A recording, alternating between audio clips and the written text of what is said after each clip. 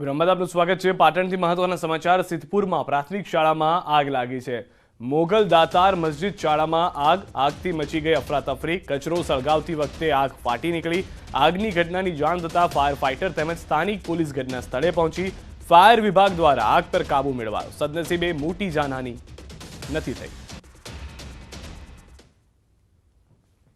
તો હાલના દ્રશ્યો આપ જોઈ રહ્યા છો। મોટા સંખ્યાની અંદર લોકો ત્યાં ઉપસ્થિત હતા, પરંતુ ત્યાંથી સમય જતા નીકળી ગયા। પ્રાથમિક શાળામાં આગ ત્યાં અફરાતફરી મચી ગઈ હતી। બાળકો સદનસીબે તમામ સુરક્ષિત હોવાની જાણકારી મળી રહી છે। કચરો સળગાવતી વખતથી આ આગ બેકાબૂ બનીને ત્યારબાદ આગને કાબૂમાં લેવા માટે ફાયર બ્રિગેડને કોલ કરવો પડ્યો।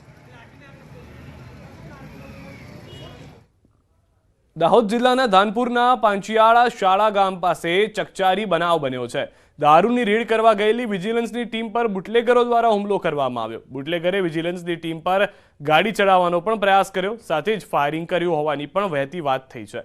વિજિલન્સની ટીમે બુટલેગર વિરુદ્ધ ફરિયાદ નોંધવાની તજવીજ હાથ ધરી।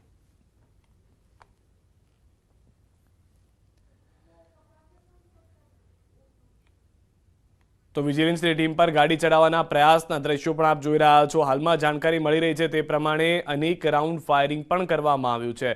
જે ફાયરિંગ કરવામાં આવ્યું છે ત્યારબાદ વધુ તપાસ પણ ઉચ્ચ અધિકારીઓ સાથે શરૂ થાય તેવી જાણકારી મળી રહી છે।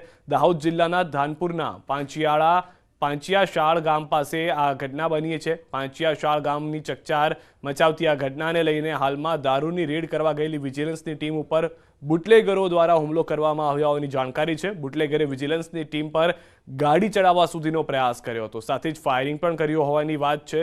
વિજિલન્સની ટીમે બુટલેગર વિરુદ્ધ ફરિયાદ નોંધાવી છે। હાલમાં વધુ એક મહત્વના સમાચાર વિજિલન્સની ટીમ પર હુમલાને લઈને મળી રહ્યા છે। સૌથી મહત્વની ખબર, દેવગઢના જે ગામની અંદર આ હુમલો થયો છે, જે ટીમ પર હુમલો કરવામાં આવ્યો છે, તેમાં બુટલેગરની ગાડીમાંથી ભાજપના ખેસ મળ્યા હોવાની જાણકારી છે। બુટલેગરે 7 રાઉન્ડ ફાયરિંગ કર્યું હતું। વિજિલન્સની ટીમ સામે 4 રાઉન્ડ ફાયરિંગ કર્યું હતું। જે ગાડીએ ચડાવવાનો પ્રયાસ કરવામાં આવ્યો છે તેને લઈને જાણકારી મળી રહી છે। શાબીર અમારી સાથે જોડાઈ ગયા છે। શાબીર, સમગ્ર ઘટનાને લઈને હવે તપાસમાં ભાજપના ખેસ મળ્યા છે, 7 રાઉન્ડ ફાયરિંગ બુટલેગરે કર્યું હોવાની પણ જાણકારી છે। બિલકુલ સિદ્ધાર્થ, જે મોડી રાતની ઘટના છે કે વિજિલન્સની ટીમે જે બુટલેગરને પકડવા માટે જે મધ્યપ્રદેશ અને ગુજરાતને જોડતી સરહદ ઉપર જે લગભગ 6 થી 7 વાહનોમાં દારૂનો જથ્થો લઈ જવાતો હતો, તેમાં એક ગાડી જે પાયલોટિંગ કરી રહી હતી, જે પોલીસે અટકાવવાનો પ્રયાસ કરતા જે પોલીસની ઉપર ગાડી ચડાવી દેવાનો પ્રયાસ કર્યો। પોલીસની ગાડીને પણ નુકસાન થયું છે અને સામે બુટલેગરે 7 રાઉન્ડ ફાયરિંગ કર્યું હતું। તો સ્વ બચાવમાં જે વિજિલન્સની ટીમે પણ 4 રાઉન્ડ જેટલું ફાયરિંગ કર્યું હતું।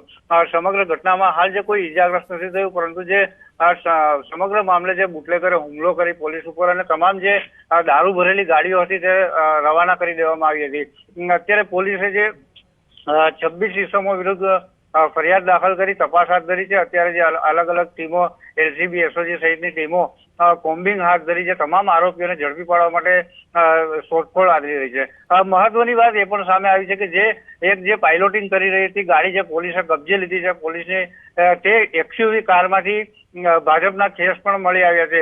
એટલે કહી શકાય છે કે ક્યાંક ને ક્યાંક જે ભાજપના નેતાઓની પણ આ સમગ્ર મામલે સંડોવણી માની શકાય છે। જી સિદ્ધાર્થ। શાબીર, જે વ્યક્તિની ગાડીમાંથી ભાજપના ખેસ મળ્યા છે, શું એ વ્યક્તિની અટકાયત થઈ છે, ધરપકડ થઈ છે કે એ વ્યક્તિ ભાગવામાં સફળ થયો છે? કોના નામે ગાડી છે તે વિશે કોઈ જાણકારી?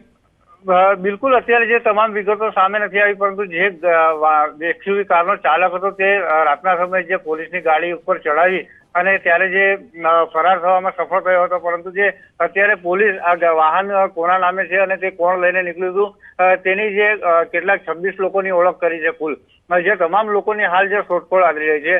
માની શકાય કે આમાંથી જો આરોપીઓ પકડાય તો વધુ નામો પણ જે ઉમેરાઈ શકે છે। જી સિદ્ધાર્થ, આભાર સમગ્ર માહિતી બદલ। તો જે રીતે સાબીરે જણાવ્યું છે, પરિસ્થિતિ એ છે કે 26 જેટલા લોકો, એક ગાડી કે જેણે પોલીસની વિજિલન્સની ટીમ ઉપર હુમલો કર્યો, એટેક કર્યો, ગાડી સાથે એક્સિડન્ટ કરવાનો પ્રયાસ કર્યો, તે ગાડીમાંથી હાલમાં ભાજપના ખેસ મળ્યા છે। જે ચલાવનાર વ્યક્તિ હતો તે ફરાર થઈ ગયો છે।